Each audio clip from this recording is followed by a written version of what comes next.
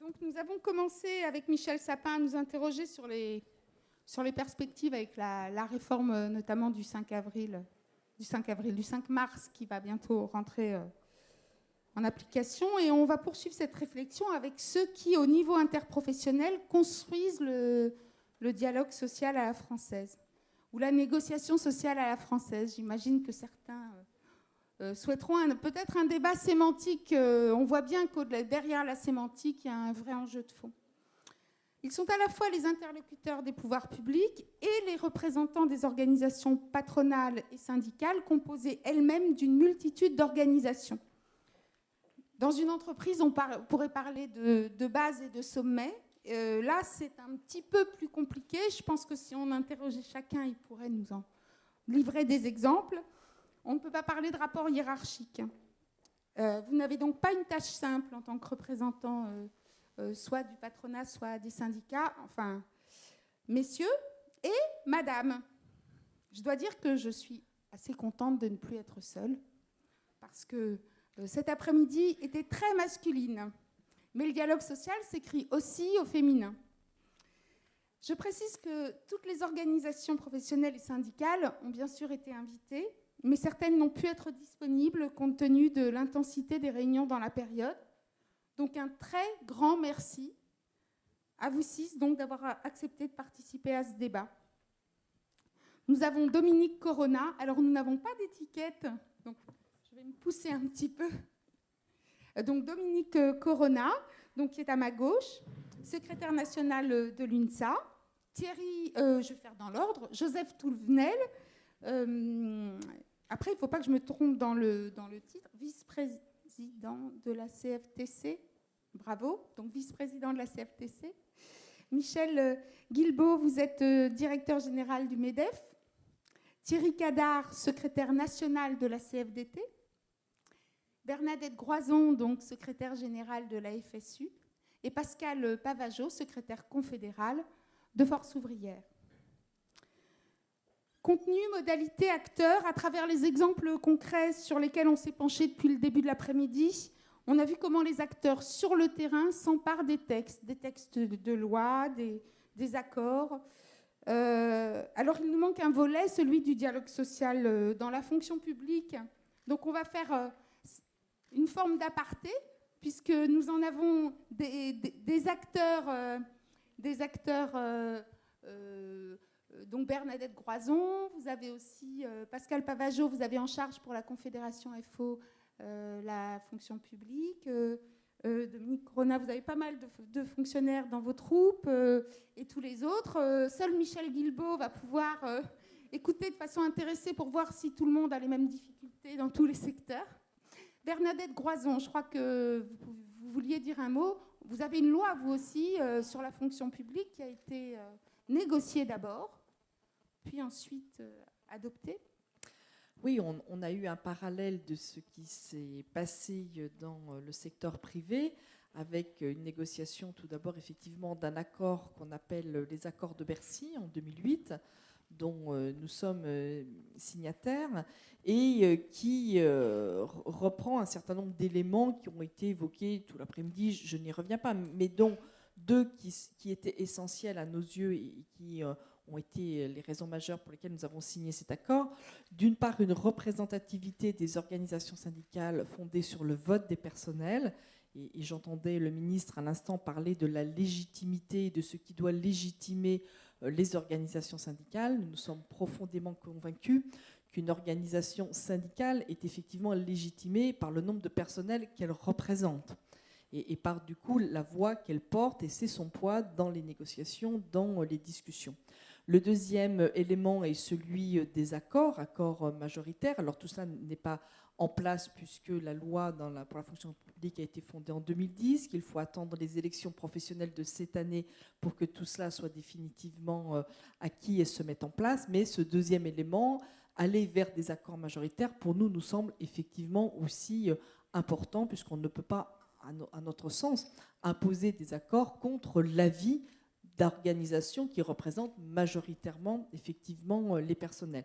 Donc ça, c'est grosso modo le cadre dans lequel nous sommes, avec donc des élections qui, cette année, vont être très importantes, le 4 décembre prochain, puisque pour la première fois, toute la fonction publique va voter ensemble. Jusqu'à présent, on avait eu différents moments de vote entre l'hospitalière, la territoriale, l'État, et là, le 4 décembre, grand rendez-vous pour notre pays, 5 millions de fonctionnaires et d'agents non titulaires vont voter pour les organisations syndicales. Et donc, on aura les éléments de représentativité dans le public. Et bien évidemment, vous voyez que ce rendez-vous social majeur dans la fonction publique sera important aussi, puisqu'il donnera pour le coup un panorama entre la représentativité du privé qui est aujourd'hui fixée, et on aura donc le paysage syndical aussi dans la fonction publique. Du coup. Dans son entier. Bon, donc c'est un rendez-vous important. Mais au-delà de cela, et je crois que c'est aussi ensuite c'est l'objet de cette table ronde, c'est comment on fait fonctionner le dialogue social au-delà des principes, des mesures, des dispositions, je le redis, qui étaient indispensables à mettre en place, nous semble-t-il.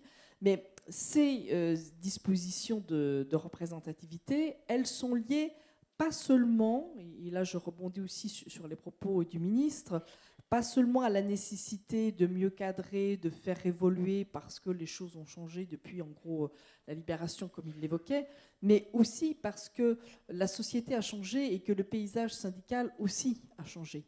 Et que bien évidemment à un moment il est indispensable que le paysage syndical, les évolutions et les aspirations de la société, tout cela soit bien en phase avec la manière dont se passent les discussions et les négociations dans le public comme dans le privé. Et donc on arrive sur la qualité aussi du dialogue social, parce qu'une chose sont les mécanismes qui permettent à un moment d'avoir des discussions, des négociations, de signer ou non des accords. Et dans la fonction publique, nous venons de signer en 2 ans 2 accords dans la fonction publique, un sur l'égalité femmes-hommes, vous le disiez, il y a un peu de travail, et puis un sur les risques psychosociaux. Bon.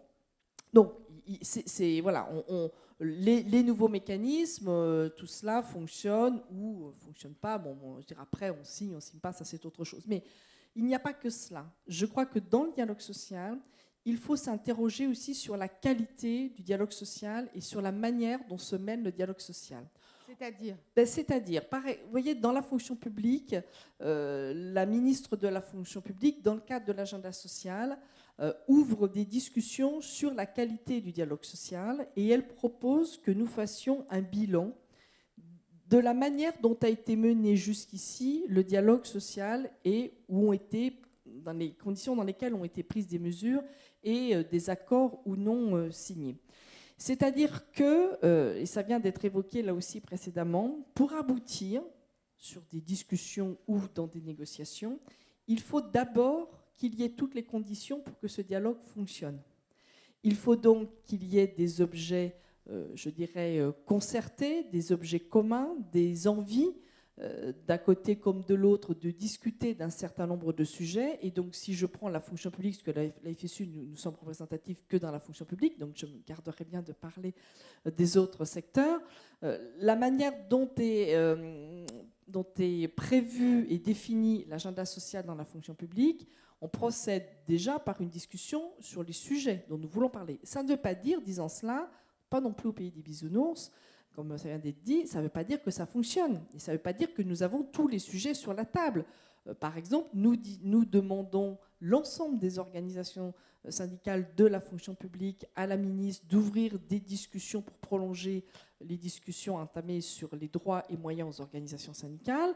On n'a pas pour l'instant dans cette discussion tous les éléments que nous, partenaires sociaux, nous voulons y voir inscrits.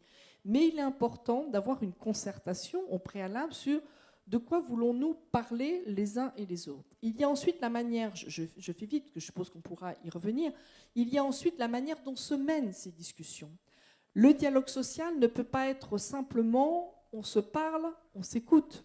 Le dialogue social, pour fonctionner, doit permettre à chacun de faire un chemin qui permette une prise en compte de ses propositions, de ses revendications, et qui permettent d'aboutir le plus loin possible dans l'écoute, dans la synthèse, dans la convergence, chaque fois que c'est possible. Et quand ce n'est pas possible, le ministre l'a redit, Oui, il peut y avoir des conflits, mais les conflits, je dirais, sont normaux dans ce type de dispositif. Quand il y a divergence d'intérêts, à un moment, il faut que cela s'exprime. Troisième condition, c'est la manière dont sont associés les personnels.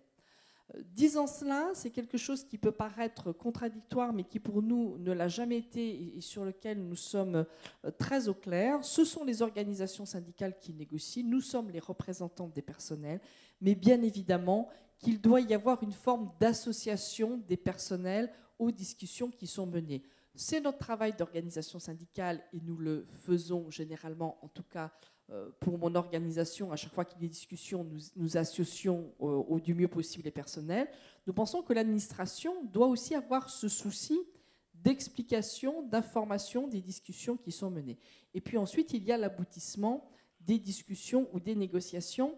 Et là, je dois dire que ça ne peut pas être simplement, c'est un reproche dans le bilan qui n'est pas forcément que positif, même si j'ai cité que depuis 2 ans, il y avait eu des choses de signer, des avancées dans la fonction publique. Pour pouvoir aboutir, il faut à un moment accepter qu'on ne ressorte pas qu'avec les propositions qui ont été mises sur la table et à un moment accepter aussi la part portée par les organisations syndicales. Ce n'est pas toujours évidemment le cas et le résultat. Et je termine mon premier propos sur ce sujet. Moi, j'ai toujours en tête les propos du président de la République lorsqu'il a ouvert la première conférence sociale. Il a dit qu'il faut que le dialogue social soit utile. Et je crois que c'est ça qui doit être pour nous, en tout cas pour nous, qui est l'élément, le curseur qui quelque part nous guide dans ce dialogue social. C'est pas tant le dialogue social en tant que tel qui doit être jugé, même si je viens de dire qu'il faut faire très attention aux conditions du dialogue social, mais il ne faut pas perdre de vue l'objectif du dialogue social, ce qu'on met sur la table, les avancées que l'on vise, les évolutions, les réformes que l'on compte faire. Et c'est en ce sens que je dis que, bien évidemment, nous, organisations syndicales, pour que le dialogue social fonctionne, il faut forcément que les personnels y soient impliqués. Parce que sinon, évidemment, on risque d'avoir un dialogue social qui soit une coquille un peu vide et qui ne produise pas les effets escomptés. Dans votre propos,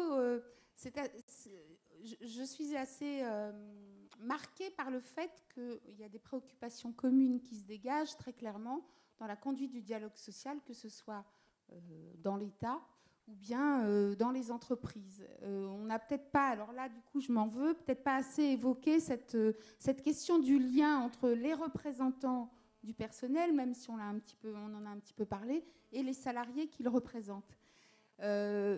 C'est un des sujets.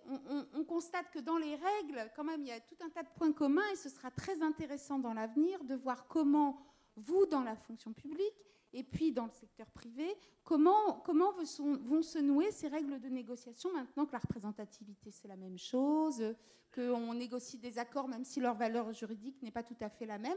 Et à ce propos, je voulais juste vous raconter une anecdote. Sur le pacte de responsabilité et l'accord qui a été conclu, j'ai fait un papier et comme tout le monde, j'ai parlé sur le fameux, Michel Guilbault connaît bien, le relevé de conclusion signé, cet ovni juridique. Et j'ai eu un lecteur qui m'a envoyé un mail passionnant parce qu'il m'a dit non, ça existe. En fait, c'est quelque chose qui existe dans la fonction publique. À partir du moment où on a considéré qu'on allait discuter avec les représentants du personnel, puisque l'État ne pouvait pas contracter, on a décidé qu'on ferait des relevés de conclusions signés. Donc, on voit qu'il s'organise une forme de porosité entre État et secteur privé. Je vous vois un peu dubitatif, Pascal Pavageau. Non ? Vous ne pensez pas ? Dites-moi. L'exemple qui est pris, c'est le relevé de conclusion dans le cadre du pacte. Et oui. Là, on est quand même non seulement sur un ovni en termes de texte, mais on est aussi sur un ovni en termes de méthode. Donc on ne va pas forcément comparer ce qui se passe dans le secteur privé avec ce qui se passe dans le secteur public sur la simple définition d'un mot, en l'occurrence relevé de conclusion. En tout cas, sur la sémantique, il y a un parallèle. Oui, ça ne doit pas être venu par hasard, si, vous pensez ? Oui, mais le relevé de conclusion, pour le coup, au sein de la fonction publique, il a, signé ou pas signé d'ailleurs, il a un sens qui est, mais ça a été dit, vous l'avez rappelé à l'instant, c'est le fait de dire qu'on ne contractualise pas avec l'État. Donc même le mot, à la limite, fondamentalement, le mot négociation de nous, organisations syndicales représentatives dans la fonction publique, lorsque l'employeur c'est l'État, c'est éminemment très particulier parce qu'on ne négocie pas avec l'État, ou on ne négocie pas avec son président du Conseil général. On concerte, on discute et on aboutit à un moment donné à quelque chose qui est un document qui n'a pas vraiment de valeur juridique et qui est sur le papier un texte qui fait à peu près consensus entre les différentes organisations. Par contre, il y a un point qui, à mon avis, est assez important, c'est que si on fait la comparaison, on a souvent comparé, on va dire, le résultat des discussions, je vais utiliser le mot négociation pour simplifier, des négociations dans la fonction publique en disant finalement c'est globalement plus dynamique que dans le secteur privé ou dans certaines branches. Ce n'est pas forcément vrai, parce que, encore une fois, Michel Sapin l'a rappelé, on a des branches qui négocient remarquablement bien et à des fréquences extrêmement fortes. A contrario, on a des branches qui ne négocient plus et depuis des années, mais on a quand même des branches qui sont significatives en matière de négociation. Par contre, il y a un point qui a historiquement été vrai et qui l'est de moins en moins depuis notamment 2008 et 2010 dans la fonction publique. Nous, on n'a pas signé les accords de Bercy, on était contre la loi de 2008, on était donc contre la 2010 puisque c'est le même principe, je ne rentre pas dans le détail, je parle pour Force ouvrière, c'est la question des moyens syndicaux. Parce que pour pouvoir négocier ou discuter correctement, il faut avoir les moyens syndicaux de pouvoir construire de la revendication, avoir du mandat, avoir les échanges avec les différents personnels concernés et pouvoir porter imposition, etc. Or, pour le coup, la question des moyens syndicaux depuis la loi de 2010 est en berne dans la fonction publique. Et donc la dynamique de, on pourrait dire, dialogue social, voire, encore une fois, j'utilise le mot forcément de façon exagérée, de négociation collective dans la fonction publique, est plutôt en péril du fait de la baisse des moyens syndicaux et de la capacité d'obtenir des moyens à pouvoir négocier. Si je prends un exemple avec un ministre de l'Équipement avec lequel, en ce qui me concerne, à Force ouvrière, j'ai négocié un statut assez important puisque c'était le premier, un dénommé Gilles de Robien.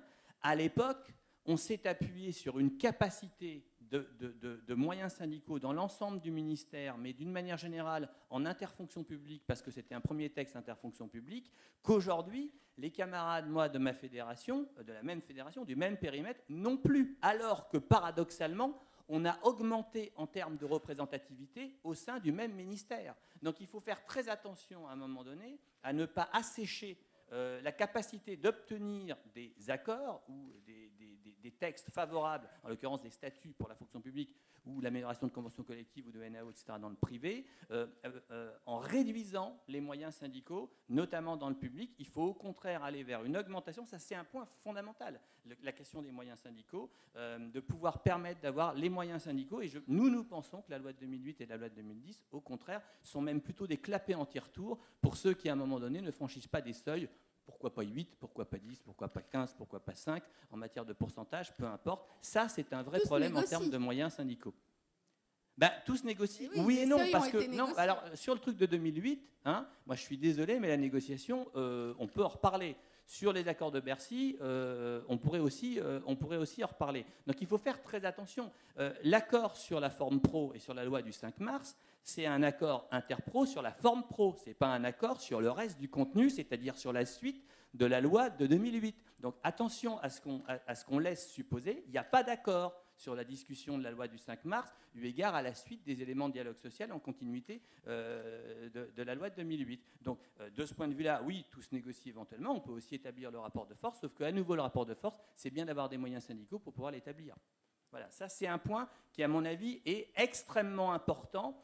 On ne peut pas se gargariser de dire qu'on va améliorer le dialogue social et d'avoir des textes qui, au final, réduisent les capacités en matière de droits syndicaux et donc de capacité à agir au niveau de l'ensemble des interlocuteurs sociaux. Sur l'enjeu des droits syndicaux, il y a un enjeu donc de moyens peut-être en général pour tout ce qui est organisation professionnelle et organisation représentative des salariés.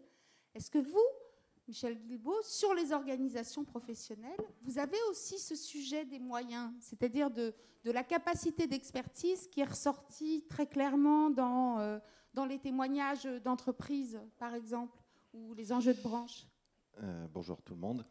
Je vais répondre à votre question, bien sûr.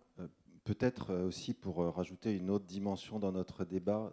Moi, je ne suis pas toujours très à l'aise quand on est dans un débat trop formel au sens de quelles sont les règles formelles qui s'appliquent à nous, sans être ancrées dans le réel. Pourquoi, quel est l'objet dont on parle, quels sont les sujets, les salariés, les entreprises, la réalité économique, le monde qui bouge, et comment le dialogue social doit être ancré sur ce monde qui bouge. Donc je pense que, alors peut-être que dans le public c'est un petit peu différent, parce que la dimension économique s'exprime d'une autre manière, mais je pense que ce qui se passe dans le dialogue social aujourd'hui, le besoin de renouveler son mode de dialogue social, peut-être aussi en termes de représentativité, mais surtout en termes de sujets qui sont abordés, c'est bien la question de ce qui se passe dans le réel pour les personnes, pour les entreprises, et pour comment on s'adapte à un monde qui est en train de bouger énormément. Mais alors, quelle évolution vous voyez dans le... Et donc, il y a la question de l'efficacité du dialogue social, de quoi il parle, des accords sur quoi. Bon, pardonnez-moi, mais je pense que c'était important et peut-être d'y revenir après.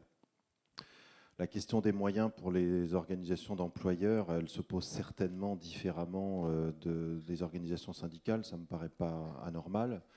Le ministre a tout à l'heure parlé de la loi qui a transposé, alors cette fois non pas un accord, mais on l'en remercie, un protocole entre les organisations d'employeurs qui visait à fonder les principes de leur représentativité, qui était, comme ça a été dit aussi tout à l'heure par Jean-Christophe Sibéras, fondé sur l'adhésion. Donc ça, c'était vraiment une croyance très forte que nous avons du côté des employeurs, c'est que le mandat que nous avons, il vient bien de l'acte d'adhésion de l'entreprise. Alors il se trouve que par rapport aux salariés, les conséquences sont un peu différentes parce qu'on ne représente pas toutes les entreprises dans une branche, on représente celles qui adhèrent. Puis après, il y a une logique qui appartient à l'État, qui est celle de l'extension. Mais quand on négocie, notre signature engage ceux qui ont adhéré à notre organisation. Et donc au niveau interpro, nous représentons nos branches. Vous posiez tout à l'heure la question, on n'a pas autorité sur les branches. En effet, ce n'est pas du tout le rapport qu'on vit. Et donc tous les jours, je vis le fait que je dois répondre au mandat des adhérents de l'association MEDEF. Ils nous confient un mandat, il est collectif, il est complexe, puisqu'il y a des enjeux extraordinairement différents qui s'expriment entre les secteurs, parce que toujours, on en revient à la réalité économique. Ces secteurs-là vivent des réalités économiques différentes, donc des réalités sociales différentes, des histoires sociales différentes. Et l'interpro n'est que la face émergée d'un édifice complexe. On discute, nous, des sujets qui parfois sont justement pas beaucoup dans le réel parce que c'est des sujets très transversaux, très généraux. C'est plus dans les conventions collectives qu'on va se rapprocher de la réalité de l'entreprise. Mais tous les jours, on a ce mandat. Tous les jours, on en discute. Tous les jours, il faut s'assurer que la négociation, elle suit bien quelque chose qui est ancré dans ce réel-là. Donc l'adhésion, on allait jusqu'à exprimer, peut-être de façon plus claire que ça n'est traduit dans la loi, le fait que cette adhésion, elle se traduit dans une cotisation. Et donc par le fait que notre mandat de base, il est assuré par les moyens que nous donnent nos adhérents. Voilà, donc après, il y a d'autres circuits de financement, mais qui pour nous doivent rester accessoires. Sur l'évolution de la négociation sociale ces dernières années, Joseph Touvenel, vous avez participé à un certain nombre de négociations interprofessionnelles. Est-ce que vous trouvez que les choses ont changé ou pas? Ou est-ce que c'est toujours les mêmes règles? Alors, pour caricaturer, en fait, je dis, c'est comme pour les estimations du nombre de manifestants. Il y en a un qui dit 1, l'autre qui dit 3, et puis on va arriver à 2. Est-ce que ce simplisme est... Peut-être 3 choses. Un, il y a eu une grande évolution quand le ministre, je crois que c'est Gérard Larcher, a fait mettre dans la loi qu'on ne pouvait pas avoir un projet de loi sans qu'avant les partenaires sociaux en soient saisis pour dire ce qu'ils en pensaient, ce qui a permis ensuite de voir l'évolution, qui est l'évolution de l'actuel gouvernement, de saisir les partenaires sociaux, de nous dire négocier. Michel Sapin l'a dit tout à l'heure, le gouvernement, il gouverne, c'est son rôle et c'est normal. Feuille de route, négocier, si vous aboutissez, on la respectera au mieux. C'est ce qui s'est fait pour l'ANI. Petite incidence d'ailleurs, on voit qu'on a du mal à expliquer ce qu'on a dans les textes, parce que ce que j'ai entendu tout à l'heure de la part du représentant patronal de la restauration rapide n'est ni ce qui a été négocié, écrit dans la négociation, ni ce qui a été voté. Donc il faudra lui expliquer qu'on a posé un principe, 24 heures pour le temps partiel, c'est un principe posé. Et on a posé aussi dans le texte toutes les exceptions de bon sens, à commençant par celle du salarié qui dit « moi, pour des raisons personnelles XY, ça ne m'intéresse pas, je veux faire moins, c'est prévu dans le texte, il suffit de le lire, plus les exceptions, et c'est pour ça qu'il a négocié dans sa branche. Il y a des branches particulières comme la restauration rapide, comme les nettoyages, comme d'autres, et on va laisser dans la branche à l'intelligence des négociateurs de branche au plus près du terrain d'adapter ce principe. Par contre, s'ils n'arrivent pas à un accord, le principe rentrera en application, ce qui était la meilleure façon d'obtenir un accord. Parce que si vous mettez un principe sans sanction, généralement, ça ne va pas très loin. Et ça a parfaitement marché dans la restauration rapide. Ils nous en ont fait la démonstration. Mais voilà, on ne peut pas laisser dire qu'au départ, des négociateurs patronaux et syndicaux ont fait n'importe quoi, loin des entreprises, ils n'ont pas vu ce qu'ils faisaient, les malheureux. Heureusement que nous, on est là pour rectifier les choses. Ça, ce n'est pas la vraie vie. Ça, c'est en tout cas pas la négociation dans notre pays. Est-ce que les choses évoluent? Oui, à mon sens. J'ai l'habitude de négocier. J'ai négocié dans les entreprises, j'ai négocié dans les branches au niveau national. Insuffisamment, certainement. Sur le pacte, l'expression que j'avais prise après la première réunion, c'était qu'on était dans le jeu habituel en France, où on perdait beaucoup de temps, alors que les choses étaient sérieuses. J'avais pris l'expression, nous sommes dans le vaudeville social à la française. Ce vaudeville, c'était, voilà, on doit négocier. Mais est-ce que ça n'a pas toujours été ça, les négociations? Les choses évoluent. Mais le patronat nous passe un texte imbuvable. Les organisations syndicales, horreur, malheur. Le patronat, on va réfléchir. Puisque c'est un vaudeville, il y a l'amant dans le placard qui est là, il est sorti du placard aujourd'hui, qui nous dit, bon, qu'est-ce que vous faites les gars? Il faudrait peut-être avancer. Et ensuite, on a perdu un peu de temps, on a tous fait notre cinéma, on revient et on négocie un peu mieux. Alors ça avance, parce que je ne sais pas si vous l'avez vu, en tout cas... Les Échos, on en peut parler, c'est dommage. Il y a 2 travaux très sérieux qui ont été faits avec des organisations syndicales et patronales sur la compétitivité française, avec un document écrit avec des propositions. Ça, c'est nouveau, qu'on arrive à faire des constats partagés sur des thèmes qui ne sont pas faciles. Et le deuxième, le voilà, réinventer la croissance. C'est aussi des travaux, et ça, c'est de la négociation dans la mesure où on discute, où on se parle. Et celui qui parle le mieux peut-être de la négociation, ou qui en a parlé le mieux, c'est Jean-Denis Combrexel hier, en disant que c'était échanger, partager, mais c'était surtout faire fonctionner la démocratie et la République. Car hors de la négociation, qu'y a-t-il? Si ce n'est l'affrontement direct, qui est toujours source de destruction. Est-ce que vous partagez ce constat, Dominique Rohonin? Alors tout à fait. Je crois qu'effectivement, aujourd'hui... Alors, je voudrais revenir quand même 30 secondes sur la loi de 2008, parce que nous, l'UNSA, comme vous le savez, nous ne faisions pas partie de l'arrêté de 66 et des irréfragables.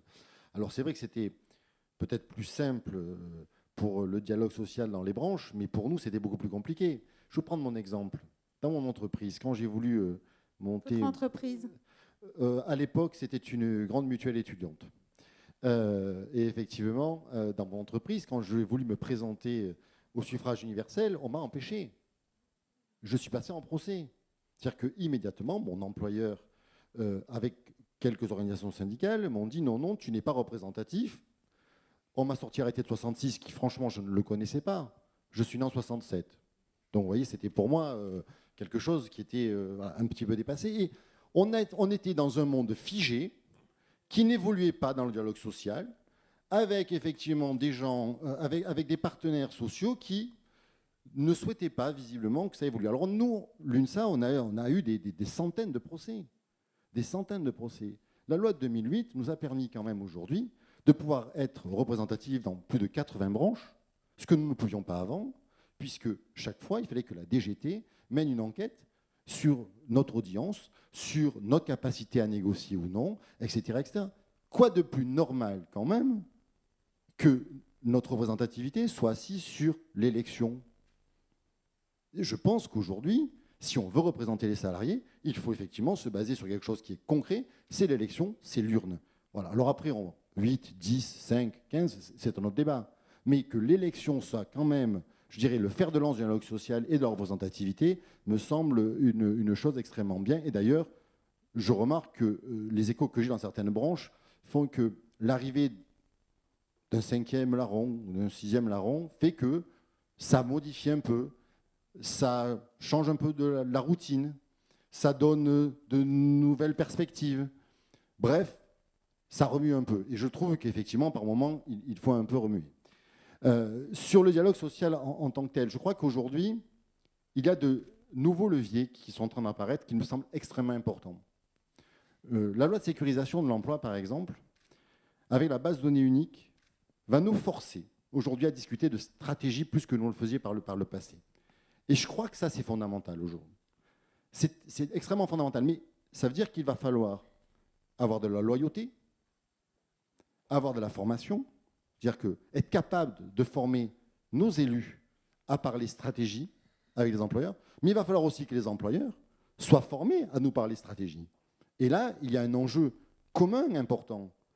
Moi, je crois vraiment aujourd'hui, et je crois que c'est l'entreprise, c'est à la fois des salariés, à la fois des employeurs. C'est les deux. Et moi, je ne vois pas l'employeur comme, je dirais, celui qui va à tout prix que les salariés mangent la poussière, et je ne vois pas, moi, les organisations syndicales, comme ceux qui veulent faire mordre la poussière aux employeurs. Je crois qu'à un moment donné, on est tous dans la même galère. Et que quand il s'agit de sauver les emplois, eh bien souvent, on se retrouve à travailler de concert. Mais pour ça, il faut, et je crois que c'est vraiment important, qu'il y ait une véritable loyauté. Et qu'on puisse effectivement, à un moment donné, se dire, nous sommes dans le même bateau. Et nous sommes là pour défendre les salariés. Et c'est avant tout ça, en commun, qu'on doit mettre en place. Alors, vous avez parlé de la base de données unique. Thierry Cadar, est-ce qu'on peut mesurer aujourd'hui ce que ça va changer dans les entreprises? Donc, cette mise à disposition des élus d'informations. Alors, est-ce qu'on peut dire en temps réel, faut quand même, c'est peut-être un peu excessif, mais en tout cas, au fur et à mesure, alors qu'auparavant, l'information économique, de ce que j'en sais, était donnée lors de rendez-vous extrêmement formels. Alors bonjour à toutes et à tous d'abord.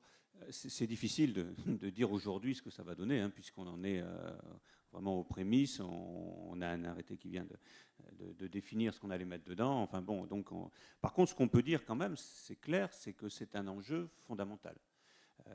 Dans la lignée de ce qui vient d'être dit, c'est clair que ce qu'on a voulu faire quand on a mis en place cette base de données unique, c'est aussi l'idée d'avoir un outil d'information partagé entre organisations syndicales et patrons de l'entreprise pour pouvoir discuter ensemble autour de ces informations partagées de l'avenir de l'entreprise, de la stratégie qu'elle met en œuvre et donc du coup de ce qu'on peut construire ensemble par rapport au devenir des salariés pour ce qui nous intéresse plus précisément. Donc ça veut dire que cette idée-là, qui est de dire, en fait, les organisations syndicales aussi vont devoir s'engager autour de ce débat sur l'avenir de l'entreprise et sur l'avenir des salariés, c'est aussi dire quelque part aux salariés, on te donne les outils pour que votre destin dans l'entreprise, votre destin professionnel, revienne un peu dans vos mains par le biais de vos représentants. Si je prends cette entrée-là, c'est parce que je ne peux pas m'empêcher aujourd'hui de penser que notre débat s'inscrit dans un contexte politique bien précis et que la question du dialogue social, puisque c'est celle qui nous rassemble aujourd'hui, pour la CFDT, c'est quand même aussi d'abord et avant tout l'outil pour redonner du sens aux relations sociales, pour redonner du sens aussi à l'engagement et à la proximité avec les salariés. C'est l'outil pour dire que le destin des salariés, on leur donnait les outils pour qu'ils le prennent en main. Je crois que si on regarde ce que la situation politique donne aujourd'hui, ça veut dire qu'on peut dire que le dialogue social, c'est peut-être aussi un antidote à des dérives que nous connaissons. Et de ce point de vue-là, la BDU, la base de données unique, ça fait partie de tout un tas de dispositifs qu'on a négociés, qu'on met en place, mais la logique est bien la même. C'est-à-dire qu'il faut faire partager l'information, donc impliquer les salariés par le biais de leurs représentants. Et cette vision-là, que nous portons à la CFDT, nous ne sommes pas les seuls, c'est celle aussi de dire on a un défi de proximité avec les salariés pour entretenir le dialogue avec eux. Ça veut dire que la question des moyens syndicaux que nous mettons en place, enfin que nous revendiquons aussi, c'est pour permettre la formation syndicale des représentants du personnel dans les entreprises. Et là, les enjeux sont phénoménaux aujourd'hui, hein, donc il faut nous donner les moyens de le mettre en œuvre. Pardon. Ça veut dire aussi que sur la question qui était posée là tout au temps du débat, est-ce que la représentativité c'est l'adhésion ou l'élection? Il ne faut pas rentrer dans ce débat de façon, je dirais, dogmatique. La réalité de la situation du syndicalisme en France, c'est que clairement, tel que ça a été construit, et on a dit dans le débat pourquoi il y avait plus d'adhérents dans d'autres pays aussi, il y a des systèmes complètement différents, la réalité de l'adhésion au syndicalisme fait que mettre en avant la question de l'élection était sans doute la seule voie de passage dans notre pays pour mettre en jeu cette représentativité dans le cadre des négociations. Mais la CFDT ne renonce pas pour autant au fait d'avoir de plus en plus d'adhérents. Je veux dire que c'est véritablement un enjeu pour nous fondamental et qu'on remet en avant continuellement. C'est clair qu'un syndicalisme sans adhérents, c'est un syndicalisme qui ne fait pas non plus la preuve de son contact avec les salariés et donc qui serait un peu hors sol. Donc, et puis la question de l'indépendance aussi du syndicalisme qui a été posée aussi dans l'intervention de M. Sapin, on entendait bien en filigrane qu'il y avait besoin non pas de venir sur un dispositif parce que nous aurions des pratiques illégales, il l'a bien dit, mais c'est vrai que la façon dont les choses étaient organisées entretenait le soupçon, et que le soupçon, la meilleure façon, d'une certaine façon, de le résorber, c'est de faire la preuve de notre indépendance financière. Notre indépendance financière, au bout du bout, elle repose bien sur les adhésions. Donc la question de l'adhésion pour la CFDT est une question fondamentale que nous mettons en avant. Au bout du compte, le raisonnement que j'aurais envie de mener au bout sur la question du dialogue social, c'est profondément utile, parce que c'est vrai que si on ne traite pas les problèmes par le biais du dialogue social, c'est l'affrontement, c'est des décisions prises sans tenir compte des réalités.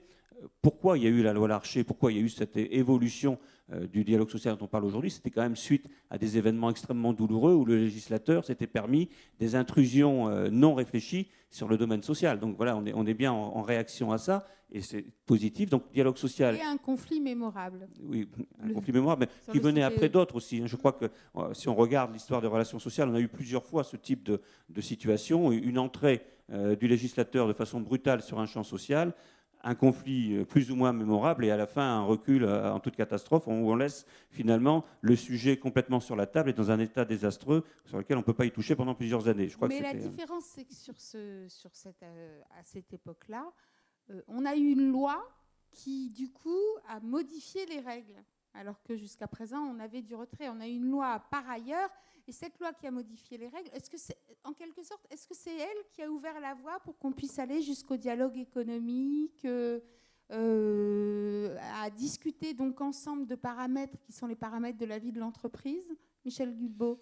Je ne sais pas bien répondre à ça. Je n'ai pas vécu d'ailleurs tous ces épisodes-là, mais évidemment que la loi Larcher était une loi importante en termes d'autonomisation malgré tout un peu du dialogue social. Et on pense qu'on pourrait peut-être réouvrir ce débat. Moi, si vous voulez, par rapport à la question que vous posiez, est-ce que le dialogue social il est de plus en plus complexe?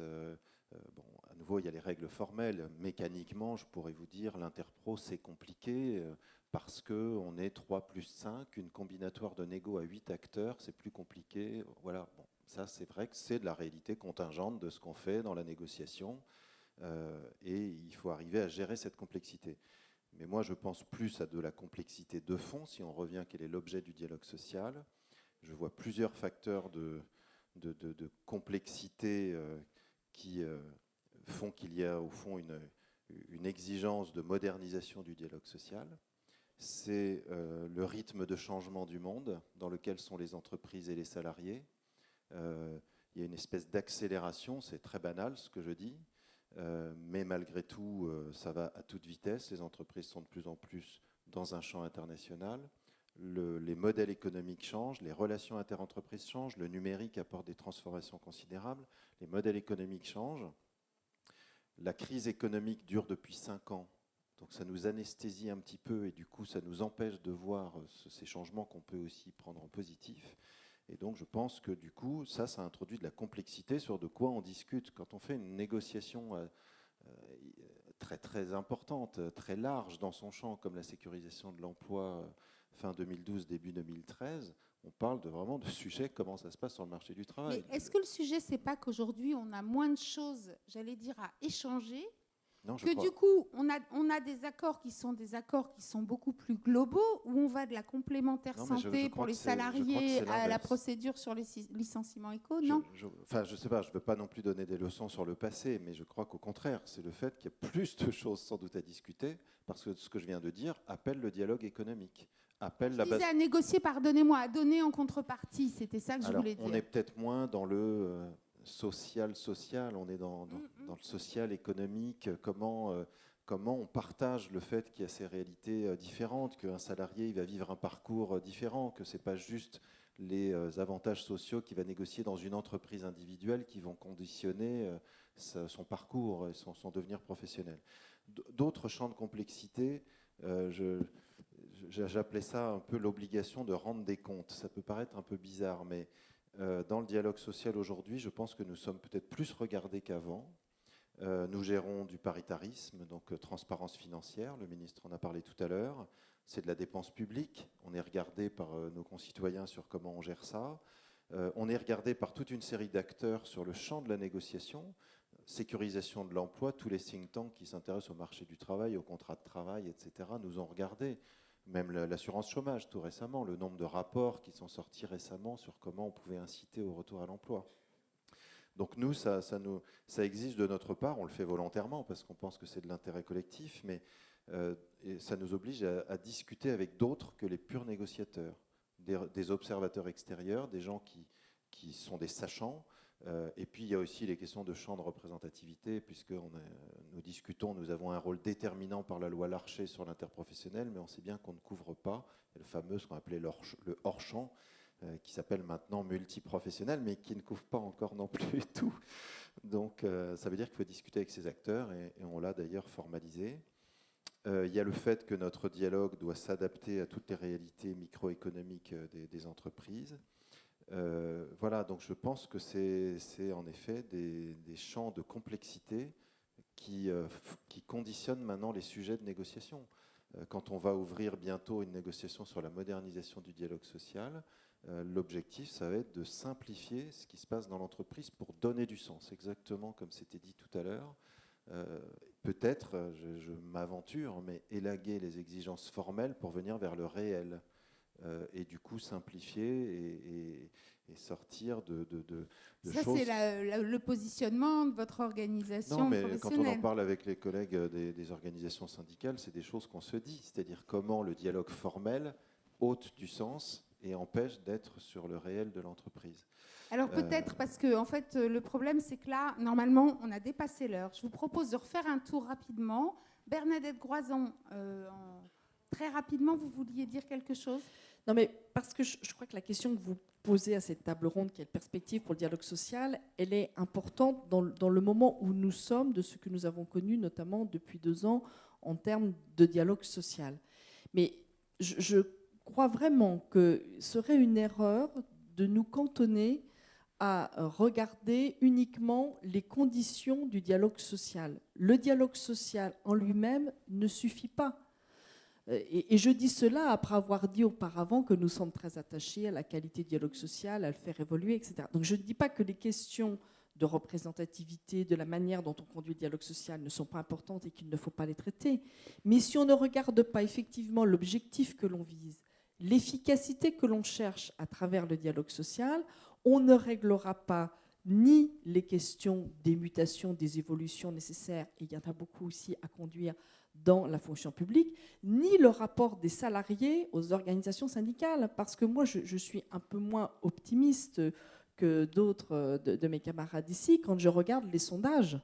Il y a un sondage qui récemment nous fait mal à tous sur 38% des Français qui ne croient pas que les organisations démocratiques, donc partis politiques, mais aussi organisations syndicales, pèsent sur le cours des choses, et un sondage qui nous dit que les Français ne voient pas vraiment ce que le dialogue social, comment les organisations pèsent aujourd'hui sur le dialogue social. Alors, certes, on a un travail de pédagogie, d'information, je l'ai dit moi-même, pour associer les personnels au fur et à mesure des discussions, des négociations.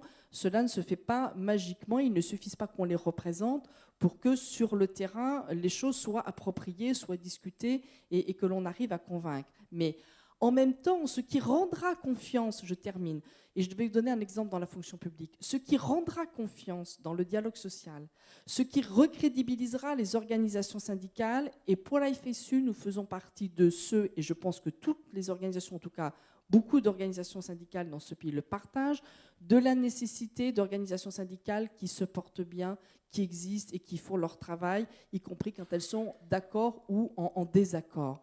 Mais pour que cela puisse exister, il faut que les salariés, à un moment, voient ce que cela produit, qu'est-ce qu'ils y gagnent, quelles améliorations, quelles évolutions dans le monde de l'entreprise, dans le monde des services publics, pour les salariés, qu'est-ce qu'ils y gagnent. Et je finis par un exemple dans la fonction publique, où j'ai dit que les choses, on a un agenda social, on a signé des accords, etc. Il y a des questions, les droits syndicaux, etc., qui ne sont pas réglés.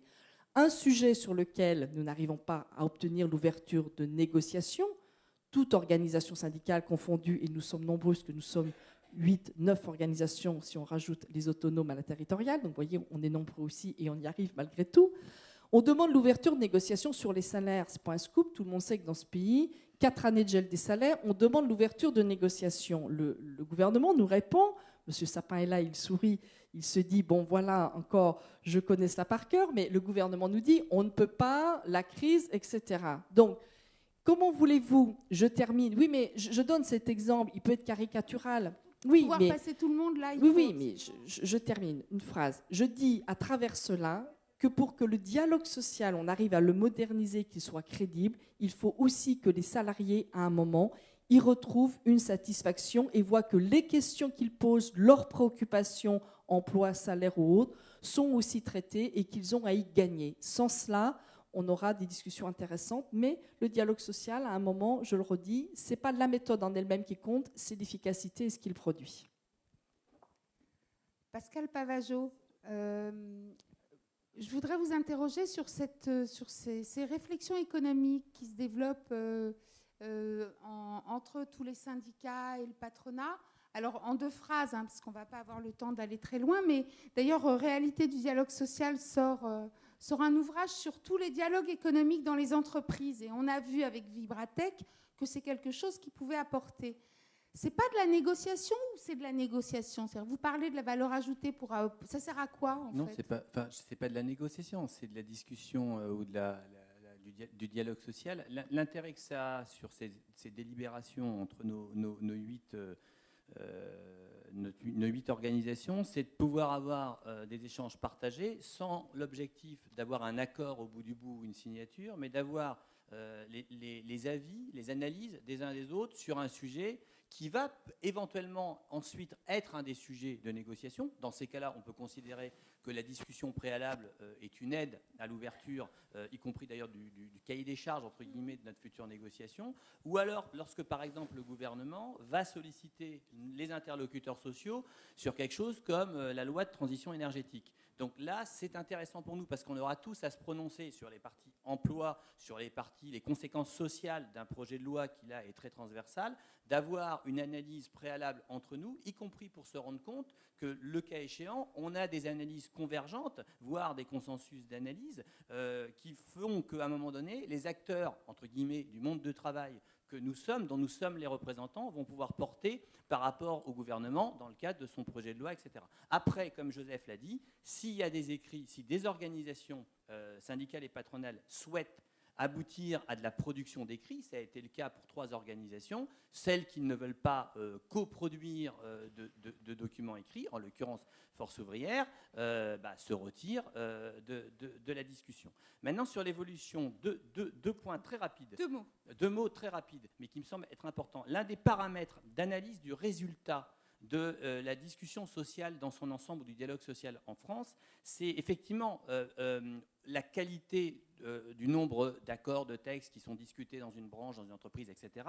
Mais c'est aussi rappeler qu'en interprofessionnel, pour le secteur privé comme public, le vrai pour le coup interpro, on est sans doute, et je parle sous couvert de Monsieur le Ministre, on est sans doute le pays, si ce n'est le 2e, qui couvre le plus de travailleurs par une convention collective ou un statut particulier ou collectif. Ça montre bien que la discussion, le dialogue social n'a pas attendu la loi de 2008 ou quelques lois que ce soit pour pouvoir produire des textes qui protègent, qui sont des planchers, qui sont des filets de sécurité, ça a été employé, pour l'ensemble des salariés. Et le dernier point que je veux donner, c'est qu'en termes d'évolution, ça a été cité tout à l'heure par Michel, mais la question du paritarisme, le paritarisme a évolué. Aujourd'hui, il reste quoi réellement de négociations paritaires entre les interlocuteurs sociaux? L'assurance chômage et les retraites complémentaires. C'est à peu près tout. Donc en fait, la vraie évolution, elle est plus globale et une forme aussi d'étatisation du financement qui fait qu'on fait rentrer la puissance publique et l'État dans des gestions qui, jusqu'à maintenant, étaient essentiellement sur le salaire différé, étaient issues effectivement de l'héritage de 45, et elles étaient 100% paritaires. Donc de ce fait-là, effectivement, c'est plus du tout la même chose de discuter ou, entre guillemets, de négocier à trois et avec l'aboutissement de la loi, chacun à son niveau, que par le passé où, effectivement, l'accord avait... J'exagère un peu, mais avec quasiment force de loi, puisqu'il ne traitait que de ceux qui géraient, en l'occurrence, au niveau du paritarisme. Ça, c'est une évolution plus fondamentale que des textes type qui encadrent la représentativité, type 2008 ou 2010. Et c'est ça qui fait évoluer fondamentalement les choses. Et donc, nous, on est très attachés au maintien du paritarisme pour ce qu'il en reste. Joseph Touvenel, une phrase. Non, ça sera un peu sujet, plus, mais très verbe, rapidement. complément. Alors, sur le dialogue social, il ne faut pas croire que la loi de 2008 a amélioré le dialogue social. Dans bien des cas, elle est contre le dialogue social, pour une raison simple, c'est que quand je dois assurer ma représentativité en gagnant des élections, ce n'est pas les moments de campagne électorale et la campagne électorale permanente qui rend plus intelligent. Je pense et donc, vous voyez que dans notre pays, on a bien des exemples où ce sont des minoritaires qui ont fait avancer les choses. Et d'ailleurs, ce qui est bien, c'est que les majoritaires puissent s'y opposer. Et j'aurai plusieurs exemples où les minoritaires ont eu des accords. Tout le monde est content des accords et les majoritaires, surtout, ne les ont pas dénoncés. Donc, ce que vous voulez Deuxième dire... chose sur le contenu. Vous avez dit l'évolution des contenus. Vous avez dû remarquer qu'on était en période de crise économique et de chômage et qu'évidemment, on allait s'intéresser à des problèmes qui étaient plus tristes. Comment sauver les emplois qu'en période où on gagne beaucoup d'argent et on va négocier les salaires. Donc le contenu change, c'est normal. Enfin, dernier point sur la négociation en elle-même. La CFTC, elle n'a pas forcément la même vue que les autres. François Chirac, sur la négociation, a écrit que c'était le moment d'équilibre dans le rapport de force. Et nous pensons qu'une bonne négociation, c'est le moment où on approche au plus près du bien commun, ce qui change complètement les choses. Ça veut dire pour François Chirac, quand j'ai bâti le rapport de force, si le rapport de force change, je peux changer. Pour nous, on est peut-être des bisounours, mais on pense que les bisounours ont leur utilité. On pense qu'il faut approcher au plus près du bien commun. Et donc notre devoir ensemble, avec nos contradictions et nos différences, c'est de le faire vivre le plus longtemps possible. Bien, écoutez, on aura beaucoup parlé des bisounours lors de ce débat, mais pas seulement. Grand merci à vous tous pour avoir à la fois participé à ces débats, accepté l'interruption, et à très bientôt. Et je sens que Thierry Cadar va m'en vouloir énormément à cause de François Chérec. Oui, juste l'intérêt commun, bien sûr. Le bien commun, mais comment on le définit autrement que par justement définir par le dialogue, et c'est ce que voulait dire François, je crois que c'était tout à fait clair. Voilà, très bien, merci beaucoup. Peut-être une conclusion? Non? Bien, merci beaucoup à vous tous.